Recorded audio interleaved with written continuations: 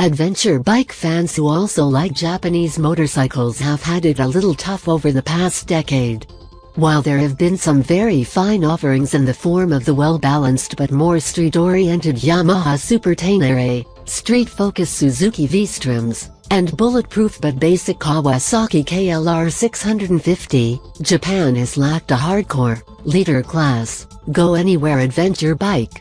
During that time, the adventure touring class exploded, matured, and joined the electronic revolution, and the Europeans were the ones kicking butt and taking names and market share. The CRF1000L Africa Twin is Honda's long-awaited entry into the class. It enters an ADV market that has largely evolved into big-bore touring machines that are surprisingly good off the asphalt, but which are also undeniably large and heavy.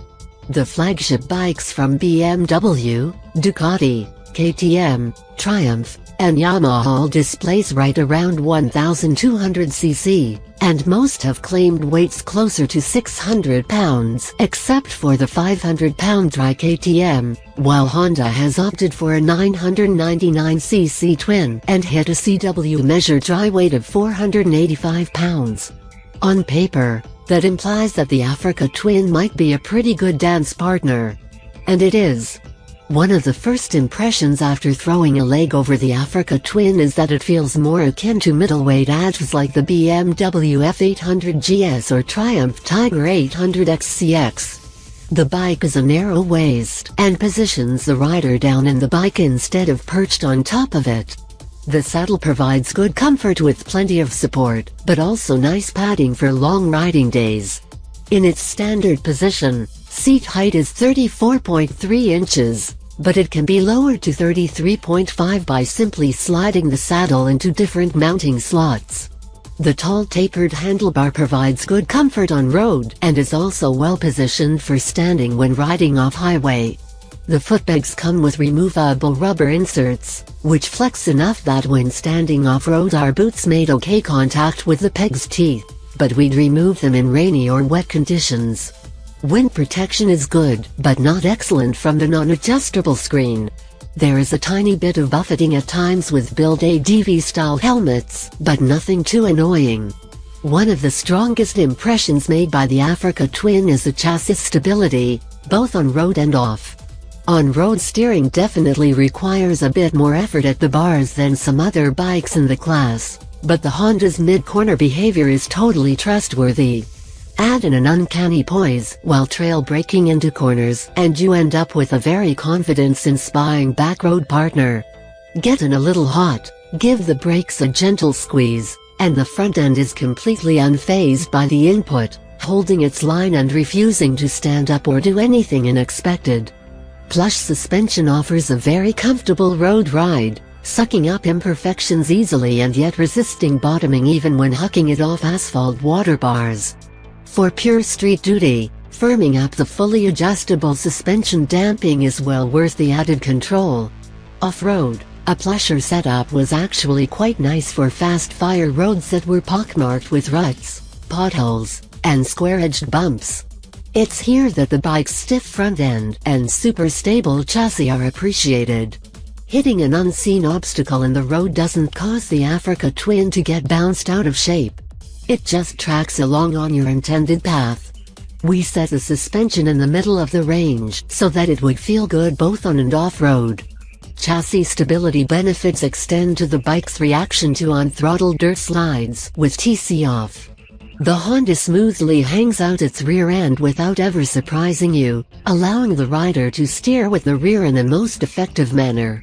It isn't as lively and quick to change direction as, say, KTM's 1190 Adventure, which is a far easier bike to get sideways and on full lock, but the predictability of the Honda will be appreciated by most riders.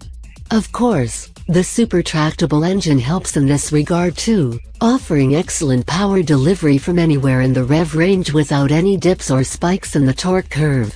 Although the 999cc parallel twin didn't punish our dyno's drum with raw anger, the Africa Twins measured 82.5 horsepower and 67 pound-feet of peak torque are delivered in a perfectly linear manner.